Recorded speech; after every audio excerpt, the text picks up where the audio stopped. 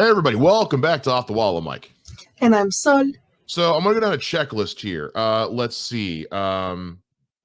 Jack sucks. Check. Nate's dad sucks less. Check. Rupert can get wrecked. Check. And I can't remember the name of the Akufo. He can get fucked so hard. Holy shit, he is coming after Sam with a fucking vengeance. Who thought we were gonna get that character back? Oh no, I thought we were done with that SOB. Yeah. He is so butthurt that Sam didn't take him up on his offer, and he is going out of his way to make Sam's life hell. But you know, he kind of gets his just desserts in the end a little bit. It's nice when you see spoiled bitch boy get told no. I liked this one a lot. I really did. I did too. Apparently we're standing on a small island with that. This episode we've been looking online has been getting dragged, and this whole season's kind of been getting dragged. And I'm like, I want to know what show these people are watching. That they're just unhappy people, Mike. They've got to be. There's no light left in their hearts, because I thoroughly enjoyed this season. I thought this episode was a great like hey, we have all these great side characters. Let's spend some, because we haven't spent a ton of time with Sam and Roy this season. We've spent some, and we got Roy's niece back, which is great. I've missed her. That whole the Uncle's Day was just, yes, was so good. Beautiful. But this show does such a perfect thing of like every few episodes we get really a focus in on other characters, and this is one of those episodes where it's just like, hey, we have all these storylines that we have been creating in the background while also focusing on Ted's shit and Roy's shit and Keely's shit and Rebecca's shit. So let's actually like close up some of these stories and focus on some other people. And I kind of love those episodes because you really get to see the whole team and the whole like cast of all these characters that we love, like getting some love. Yeah. And it, we did this a lot. We did this a lot in the Amsterdam episode too. And we did this a lot in season 2. Like season 1 was so Ted and Beard focused, which was awesome. And in season 2, was very much like Sam's season. Sam had such a great arc in season 2. And we're spending time with these other characters because we got a whole damn soccer team here. Yeah, and we spent a lot of time with Roy and with Jamie, and we've spent a lot of time with Colin this season. But there's other stuff with other characters going on. We got to see a whole side of Danny this week. I did not expect. We got to see the Mexican footballer, which so the confederation that the United States, Canada, and Mexico, and many other countries are in is called CONCACAF, and going off on international break, it's fun to see like things that like soccer nerds like myself, football nerds like myself, like little things like, oh yeah, it's not just a season of football. You got like the FA Cup in like season 2 where they're playing Man City. It's like, yeah, there's other competitions. And then this one was like, yeah, you have international break where you're like, hey, we're not going to play club soccer this week because these people are going to go play for their countries. And sometimes your best friend, your teammate that you love on your club team is your bitter rival, where you have that opposite, which is funny to see it be Canada and Mexico because the US and Mexico are like, the Mexico is our biggest rival in CONCACAF, and we're their biggest rival. So to see them like beating up on Canada, it's kind of funny. And see, I picked up on that. I was like, oh, Danny has to get into the mindset of like, this is not my teammate because I got to score on him. I got to score on him, and he didn't score on him so much as break his fucking nose. But I love our moment at the end of like, oh God, it looks so bad. You're going to heal up. You're going to be great, man. And I love the broadcasters. Like, never once have I heard like Canadian broadcasters is usually always like American or English broadcasters. Be like, and just like the stereotypical Canadian, like, oh, I'm sorry. Like, all he said was like, oh, goodness. Oh, my oh, goodness. goodness. Sorry We apologize for the language. Okay, guys. Oh, yeah, you betcha. Yeah, it was very good. I really enjoyed the hell out of it. I think the only thing about the, I'll say that for later, but like, we did finally end the bullshit of this season. That is, are you happy now? I'm so fucking happy now. Because Roy and Keely are back together, even though they never should have split in the first place. So I'm glad that we're finally over. I think it took way too goddamn long to fix this. But I'm glad we did. And can we talk about how amazing May was, though? Yes, absolutely. May was bartender May. She deserves all good things. I hope that her bar is filled with Richmond fans paying for loads and loads of beer and food, and she makes so much money because her conversation with Keely at the bar. And then also, I'm going to get you some food because I can't have another skinny white girl pass out. It's bad for Yelp reviews. I'm like, I love May so much. Every town needs a bar like May's. I don't have one here where I'm at. I've got some nice places I like to go to, but nowhere where it's like a nice place I can just go sit and have a drink and maybe like have a bite to eat. You know, a lot of the places around here are kind of just like show up, eat, drink, and get the fuck out. So May is like one of like the sleeper best characters of this show. She's been there since the beginning, and she's always consistently good and funny, and she fills that role really nicely. Let's talk about Nate's storyline. Yes. Because there's a lot to unpack here. There's a lot to unpack here. If I had to pick one thing from this episode, from this season, that has been kind of the thing keeping me from giving it a perfect score, it's the handling of Nate. Because I feel like they've been trying so hard. Like there was this huge buildup all the way to the end of season 2 of Nate, you know, to use a wrestling term, making a full heel turn. And it seems like this entire third season kind of abandoned that pretty quick. Because the whole time he's been at West Ham, he's still just been Nate.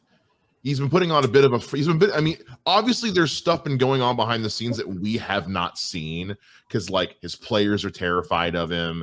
His coaching staff, when he calls them in to have a powwow, they're like, what's wrong? Are we in trouble? Oh my God, am I getting fired? I mean, we've seen him with his team being an asshole. We saw it for a little bit, but it was so short-lived. And I kind of feel like maybe this is just me being bitter, like, because fuck Nate from season 2, but like, I think I wanted to see a bit more of the decline to where we got to in this episode. Like, I liked the moments we had in this episode, but it feels like we kind of went from 0 to 100 on the fall from grace. I disagree with you. That's fine. I feel like because they were so set in Nate's redemption this season, I feel like we got to it a little too easily. So for me, I think if we would have stuck in his assholishness too much, without sparks, because at the beginning of the season he was still being a dick, but there was little sparks of him being the old Nate. And I feel if we never got those sparks, if we never got the, like, him questioning, like even like with texting Rupert in that one episode where he was gonna be like, oh no, it's fine that Ted was there, and then he's just, and then he like erases that and says good. So, like, and it's one of those, we talked about it before, where he is one of those characters that's kind of like in over his head, where his father even called him, he's a genius. He knows tactical genius when it comes to football, and is a really good coach if you look at their winning record for West Ham and kind of them being projected to be fourth on the table. which is a Champions League spot. But and he's still that kind of like Nate that we know. And as much as you like want to hate him, you want to see a little bit of that old Nate come back and him be redeemed.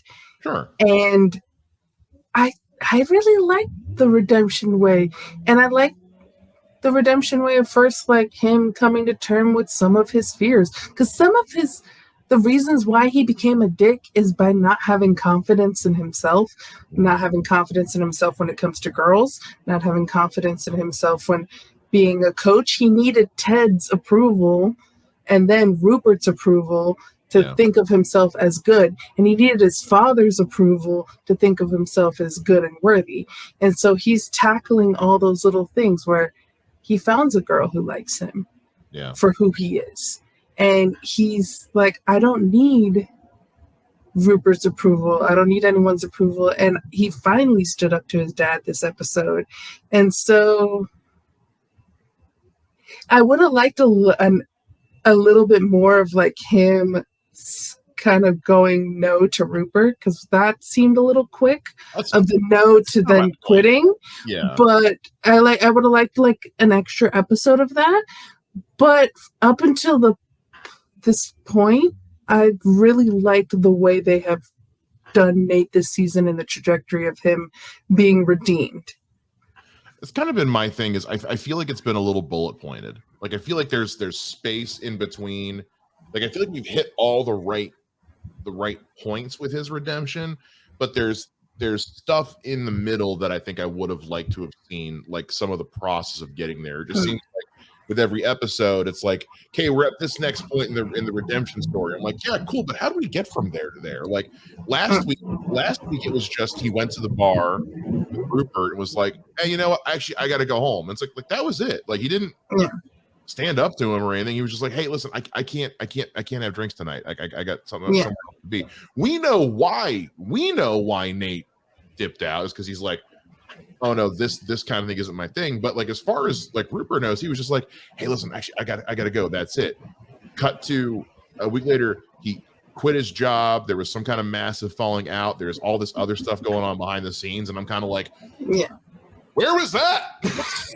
So like I can agree with that from last week to this week, but I don't feel like it's been bullet point from episode 1 to last episode for me.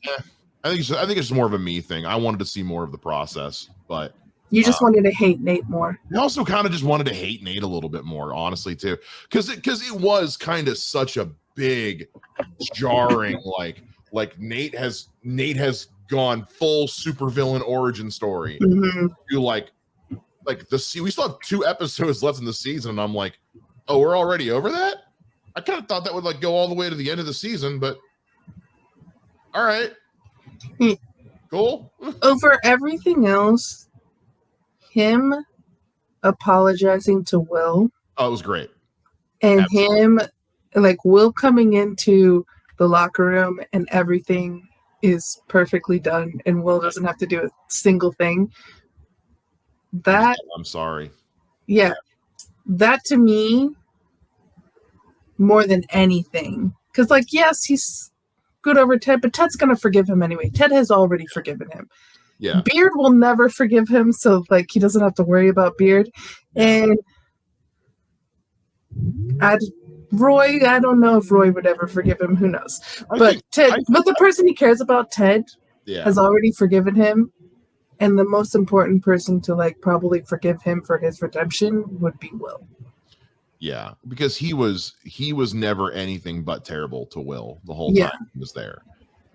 Will Kidman, the Kidman. I'll never get over how funny that is. Yeah. And we saw him being such a dick last season too, Will, even when he was good to everyone else. Yeah, especially behind closed doors. I mean, when Will had that special jersey made for him, and he took him back into the shoe room and just let him have it. Yeah. Oof. It was rough. Keely is having a hell of a season. Yeah. This poor girl cannot catch a break. And I said at the top, I'm gonna say it again. Jack can get fucked. There is Oh, I'm sorry. I was in Argentina. No, Time difference. There is no version of me in the infinite multiverse that believes that for 1 second. She could have been in Argentina, but she could have fucking called. Yeah. Jack made it clear from the moment she showed up in this show that she was jealous and vengeful. She said as much. Like that, she's like she mentioned, like, I get jealous, I can be petty, I can be vengeful. As soon as she said that, I was like, oh, I know where this is gonna go. She also has fuck you money, so like, she also has fuck you money, so she's gonna be an asshole. Yeah. So especially after how things ended with her and Keely, it was a moment of like, oh, I'm just waiting for her to pull the plug. She's gonna pull the plug on Keely. It was only a matter of time. And yes, Barbara. Yeah. Staying. Yeah, that was awesome. I was so glad. Also, Barbara in her juicy couture, like fantastic.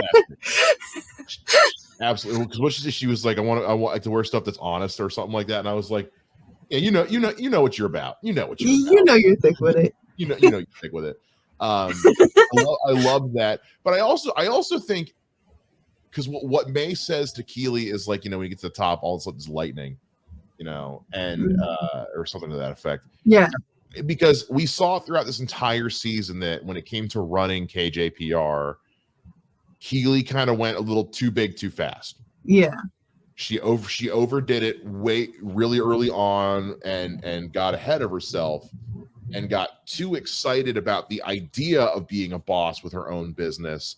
Without knowing how to be one. And now she's like, nah, screw it. You know what? Because we'll get to the Rebecca thing in a sec, but she's like, okay, now I'm starting over. This is KJPR 2.0, small operation. We're going to stay focused. We're going to do what we're here to do. We're just going to do the job. No more Shandy. Which is why I love that. But again, this is also a testament to the inexperience Keely has in this kind of realm, because she thinks that, this money that I was getting from Jack's company to fund this thing, it's so much money, like no one's going to be able. And for Rebecca to be like, I have that in cash in my purse. Like, this really is a small scale operation. It doesn't need to be as expensive as you think it does.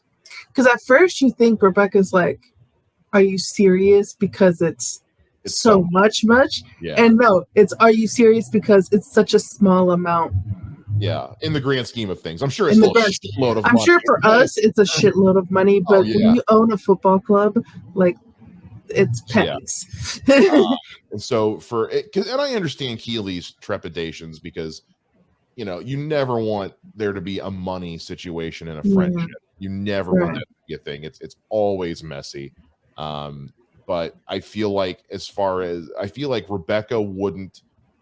Rebecca is smart enough. She's not so dumb blinded by her friendship with Keely to just give her this monetary support without knowing it's a smart move. Like, she used to be her employee too, so it's not just like they were best friends. She worked for Rebecca in the same capacity doing PR, so she knows her work. And also I think Rebecca knows Keely, because what happened was only like 1% Keely's fault. Like, yes, Keely was spending way too much money. She was being financially irresponsible. She made some bad first-time business owner mistakes that any first-time business owner would make. She's learned that lesson, and Rebecca knows she's learned from those mistakes. And now it's like I said, it's a fresh start for Keely, for her company.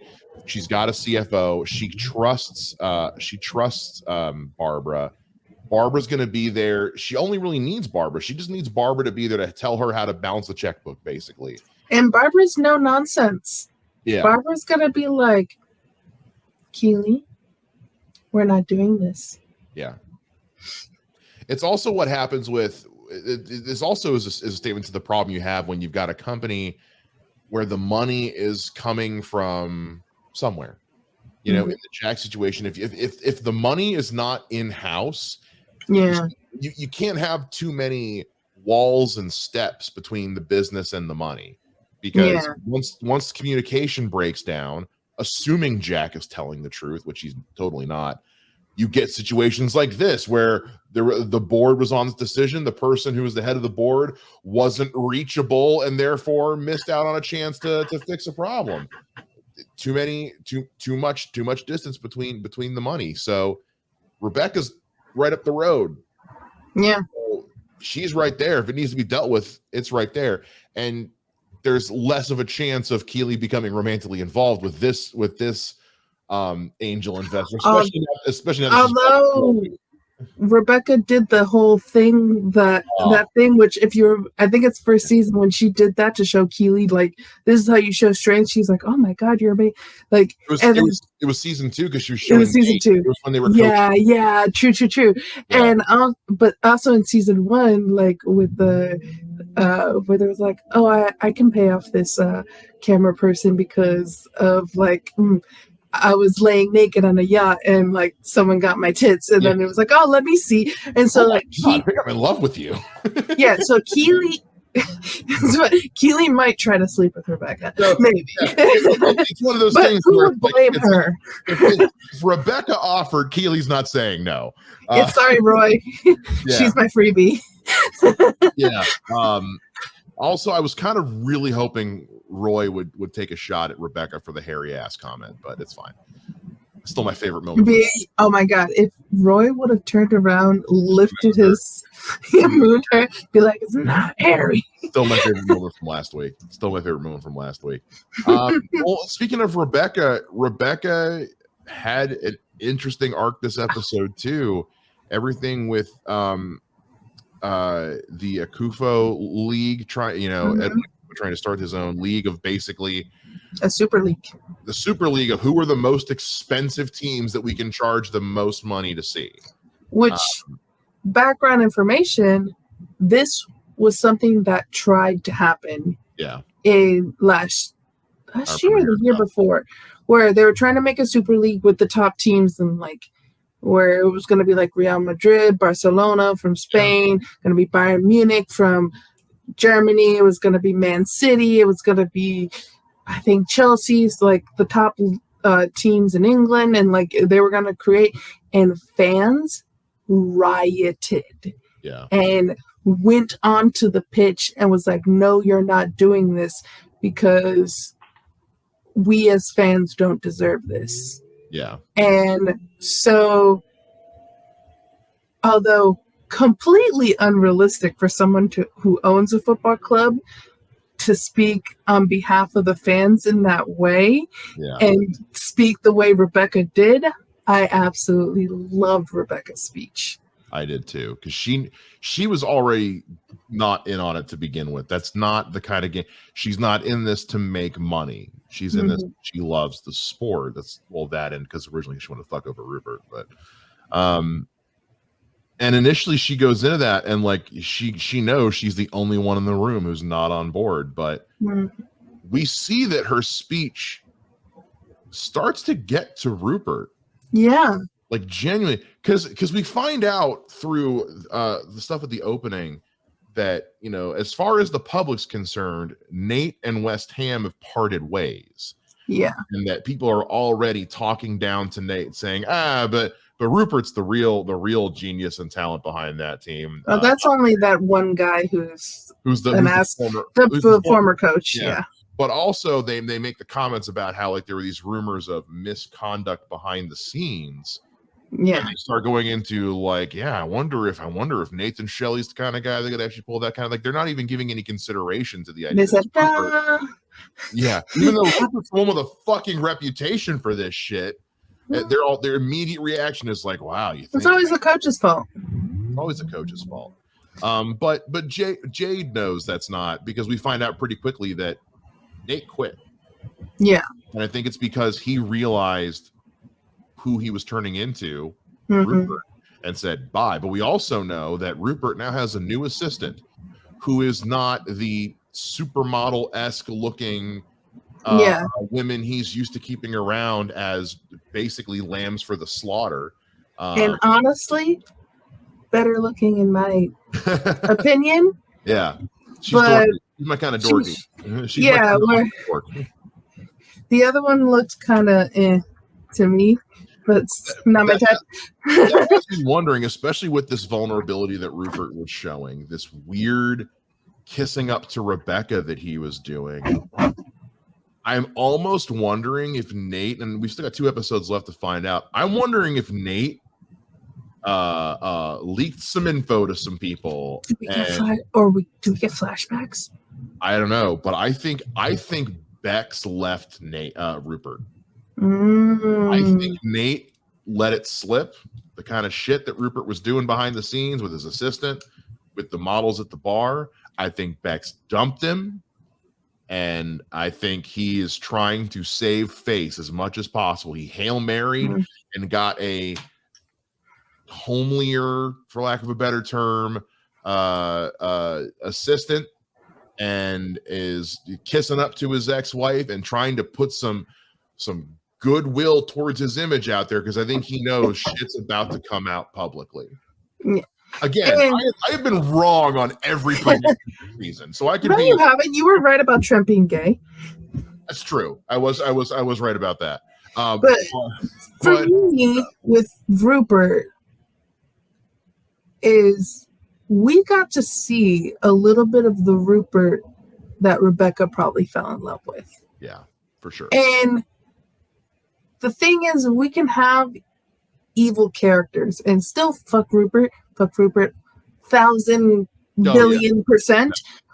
But not every person is 100% evil. And Rupert used to be a poor kid from Richmond, and we got to see his backstory. We got to see, and that's probably something that, like, you saw a little bit of. He probably was like Nate, and probably a good person, and probably someone who, like, worked really hard to get to where he was, and then he lost himself somewhere. And it'd be nice maybe in the future Rupert can be a better person, still fuck him. But we've seen Nate be a good person before, so that's why I'm okay with his redemption. We've never seen Rupert be a good person, so fuck him. But but you got to see a little bit of maybe when he used to be a good person, and he still tries to kiss her, and she backs away. And the growth of Rebecca going, I don't want to beat him anymore. I want to win because I want to win for us and for our community. But I don't care about beating him anymore. And that is such growth. And for anyone who's been heartbroken, who's had to deal with exes who fucked them over and who they hated for a really long time, the best peace in the world is when you just don't care about what happens to them anymore. Yeah. And I love that for Rebecca. It's a hard place to get to. It's a hard place to get into I don't give a shit anymore. I don't care. To getting to the level, getting to being apathetic. Yeah. Hard place to get to. But it is, to your point, it is fucking bliss. Yes. But also, it's pretty clear she made her speech worked, because all those men said no. Yeah.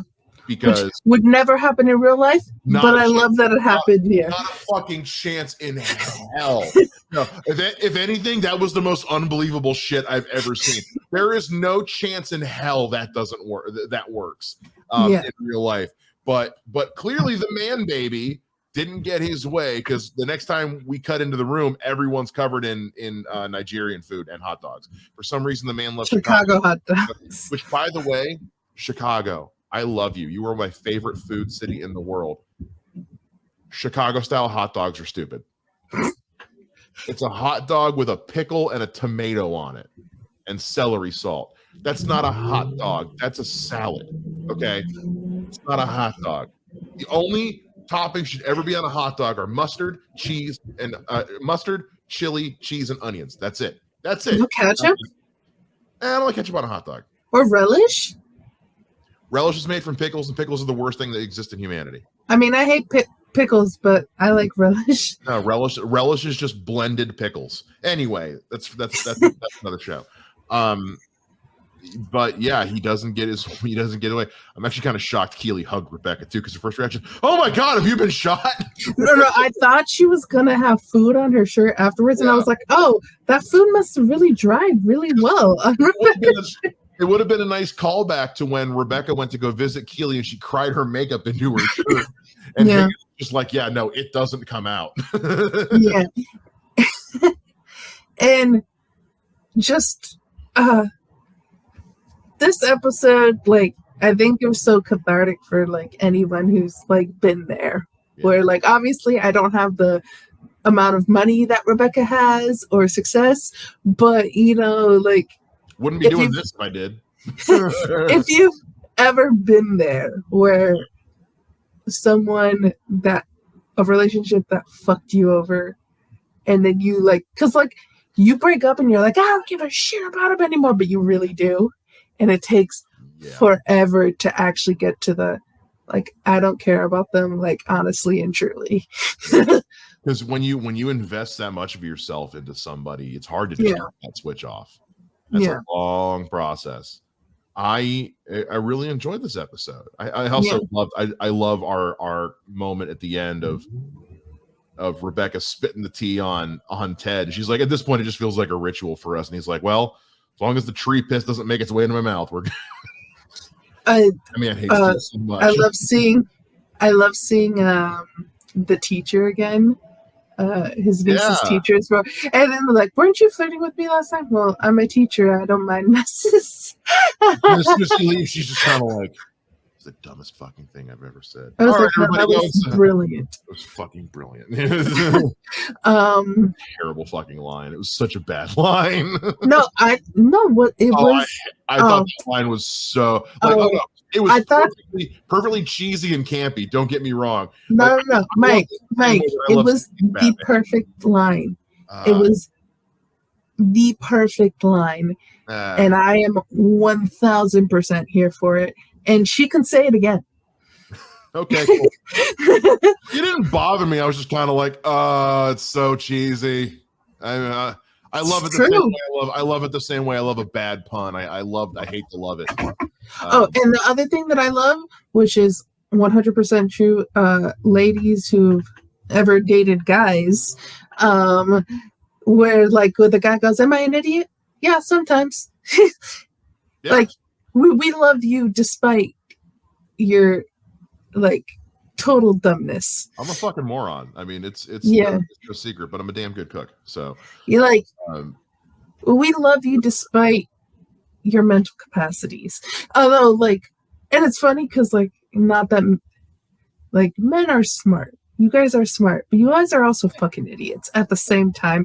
It's really truly incredible on how you can balance both at the same time. But we're really not giving us far too much credit. We're idiots. We're all fucking. But I love that she was just like, yeah, sometimes.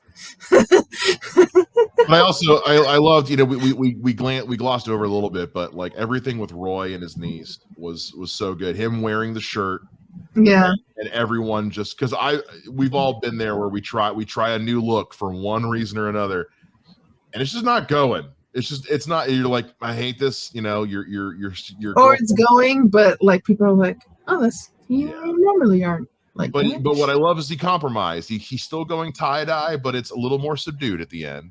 But also the stuff with him and Jamie was very good because it was the perfect summation of their relationship, which was Jamie did a really dickish thing in a really nice way. It's like, I got you your old kit back. Now I changed it so that your name says cunt instead of Kent. And then you owe me £1 because you made me think about it. And she's like, oh, fair enough. And then it was just you're going. But I also Roy was just like, fucking love it. Like he truly like Roy was just like, oh, Jamie gets me. He is my best friend. Oh, yeah. just like we had at the end of He was so upset when he said Isaac too. He was like, "No, it's me." No, yeah, no, it's not. Fuck off. But this is like almost like a rehash, not a rehash, but like a callback to our moment from last week with the "I love you." Still can't say it. No, you know I do, right? Yeah, of course. Yeah, that's what this was. It's like, are we best friends? No. Yes. No. Yes. I mean, we are. Yeah, but they are. And then him saying the F word again, saying fucking, and then it was like another pound. He goes, worth it. I also love just the button on that scene is flawless. Your sister's fit, I will slice your fucking eyes out. Because Roy's sister is fucking fit, y'all. Yeah. Jesus. But also, Jamie, no, Jamie. Jamie's like, you get to have Keely. I take your sister. We're family now. It was like I am now your brother. It was throwing me back to Falcon and Winter Soldier when Bucky was hitting on Sam's sister. Yeah. Hi, Sarah. Don't flirt with my sister. Have you seen Sebastian Stan? I would flirt with that man. Jesus. She's hot, right? I kind of want to know what the performance was. She's like, we're gonna go get changed for the performance. And I was like, and there's an intermission too. And I'm just kind of like, I kind of want to see that. I don't, but I do. Just because I want to see Roy just stewing. Just Did you think for a second that when the doorbell rang, it was going to be Keely? For Uncle's Day? Yeah. No, I had no idea who it was going to be. I actually thought, if anything, it was going to be the teacher again. Oh, because like I thought when the doorbell rang, I was like, oh, like because the niece had a good relationship with Keely, and at the beginning of the season, they said we can still hang out, Keely and the niece. So I was just like, oh, she's invited. I think the reason I didn't think about Keely was because Keely was doing all her own shit. Yeah. So this episode, I think if there wasn't that Keely subplot this episode, maybe. Yeah, but I love that it was Jamie. I do too, because that's kind of been the relationship of the season is Roy and Jamie. Never thought I'd say that. Never thought those words would come out of my mouth, but it's true. And to go to Sam a little bit on him not being called because Okufu gave $20 million to the Nigerian government to not call him up, so the Nigerian Federation being corrupt is not new. So not in real life, not in this show. It's been a thing. Yeah. So that sucked for Sam. I love that Jamie, again, not just Jamie and Roy, but Jamie and Sam's relationship. Yeah. And he wore Sam's number on his. I love that, like the respect that they have for each other. When, like, if I was recently watching the first episode of the first season, and he was being a dick to Sam, like total dick. So the fact that they like have that relationship that they have now is beautiful, and Sam too, just like taking the hits, being sad about it, but still going forward. And he still put that 1994 Nigerian team up on his thing. And was it just me? Or like, I'm like, are they going to rekindle him and Rebecca? Because the matchbook thing, that's been getting teased. Yeah. All season. I kind of hope but I'm also like, okay, guys, there's only 2 episodes left. Are we going somewhere with this? Although the matchbook had the Ted's son's soldier thing in it this episode. But yeah, her and Sam, and like, well, I think you're wonderful, like kind of thing. And just like, there's still some chemistry there. And I wouldn't hate it if they got back together. I wouldn't either. It didn't. The relationship didn't end because of like there not being something. It was just like, look, it's just going to make. I'm your boss. I'm your boss, and considerably older. It's a you pick your battles when you live your life in the public eye, and she was just like, they were both just kind of like, this is not good for either of us right now. Yeah. We want to, it's just not the right time and place. And obviously, like, if it was reversed, if like the genders were reversed, like a lot of times when you see like an older man that's empowered getting with a younger woman that works for them, you're like, fuck this again, right? And so, like, I know it's a little hypocritical of me to be like, I'm okay with it, but I think it's because we know Rebecca and we know Sam, and so therefore I'm like, I want them together. Well, to juxtapose that, look at Rupert. Rupert's the exact flip side of that. Rebecca has been seeing firsthand the worst version of that story of older person with younger person who works for them, yada, yada, yada, yada. Yeah. She has seen the worst side of that. And she has spoken publicly and at length, talking mad shit about Rupert being that much younger than him. The moment a relationship between her and Sam becomes public, she looks like the world's biggest hypocrite, right? And loses all credibility. So I'm sure that hasn't been alluded to in the show, but I wouldn't be surprised if that was a factor if it comes up again this season, for her to be like, look, I've seen what this did, like how people thought about Rupert. I don't want any of that. And unfortunately, like, they will think shitty things about Rupert, and then the news cycle will go through, and then no one will remember, and then everyone's cool with Rupert, like, because no one remembers anything anymore in news cycle. So, but especially if it's a man that does it, so like when a woman does it, it's gonna be remembered way more, and people are gonna talk about it for way longer. And she knows that story because she even mentions in this episode, like, I think the only reason I'm getting invited is to be the one woman there. Yeah, to make them look good. Yeah. And the moment she walks in the room, the first thing you have is this pervy old guy is like, oh, I was excited when you were coming, and then you saw you in that outfit, and I remembered why. And I was just like, oh, okay. All right. Akufa did have a good line where he's just like, thank you for coming, so I'm not the only minority here. Yeah. Way to go, Akufa. You got one good line in this episode. Fuck yourself the rest of the time. I love this episode. I love this season. I don't know what people are smoking this year who are dragging this episode or dragging this season, but like, this is the show, guys. Like, this is the same. Nothing's changed. It's the same show. So I don't know what you guys are watching, but it ain't this show, because I'm at a loss. This isn't one of those things where I'm like, oh, I can kind of see where they're coming from. I'm like, yeah, this rocks. This rocks. And I don't know what the problem is, people. I really don't. Now, the one thing that, and I think I shared it to you, or I put it in like the Discord that we're a part of, where there's a former U.S. men's national team player, Jimmy Conrad, who put, I'll forever be grateful to Brendan Hunt, Jason Sudeikis, Joe Kelly, Brett Goldstein, Chip Hamilton, and everyone involved with Ted Lasso for their kindness when I visited the set last August, and for putting me in the show. A dream come true.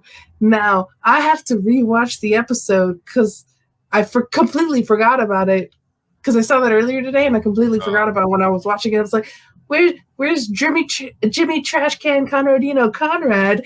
Like, I don't know where he's at. So I have to rewatch the episode to see where Trash Can is. Lord knows I'm not going to notice. So that's all you. That's all you. Have fun with that. But apparently he's in the episode. So if you guys could tell me, if you guys know who he is, and you can tell me where in the episode he is, put that down in the comments below. Watch him be the fan in last week's episode talking mad shit. No, that was not him. No. I was like, that'd be so funny. It's like, hey, we want you to come cameo episode. Cool. What do you want me to do? We want you to be a massive homophobe. Oh, is that what people think about me? It's like when Chris Maloney got cast in Harold and Kumar as the creepy tow truck driver, and they were like, I guess the director told him, yeah, we thought of you immediately. And he's like, cool, who's the character? And he said, well, he's the ugliest man on earth. And Chris Maloney was just like, cool. Thanks for the work. Thanks. Yeah, had a blast with this, and I'm enjoying it while it lasts because we are running out of scripted television at the moment while the writer's strike continues. Yep. Pay your fucking writers, people. Just that's all I'm saying. Pay your fucking writers. Next month we get Secret Invasion. So Secret Invasion, The Flash is next month. It's gonna be a busy rest of the year. Yep. 2 more episodes left of season 3 of Ted Lasso. Allegedly the last season. We'll see. It's hard to say right now, but it's kind of starting to feel that way. A lot of loose ends are getting tied up. We'll see, but I'm enjoying this season, and honestly, I think you're out of your mind if you're not. So, find me on Twitter. I don't care. Fight me. It's fine. Just go fight with him. Go fight with it. Go fight with me on Twitter, please. I will die on this hill. Bring it on. I don't care. I don't care. I'm just. I can't. I do not have the capacity to care anymore. But let us know what he is Rebecca in the level. I am. I'm so over. I'm over all of it. Bring it on. It's fine. It's fine. Look, I'm sorry. There is nothing more empowering than just blocking somebody on Twitter. It's just like, cool. I never have to see or think about you ever again. It's cool. I hit the block button and go do shots and enjoy the rest of my day. Anyway, guys, that's going to do it for us here talking about Ted Lasso this week. We'll be back again with another one next week. Let us know down in the comments what you thought of this one. Make sure you like and subscribe. Ring the bell. See you again here next time on Off the Wall. Well,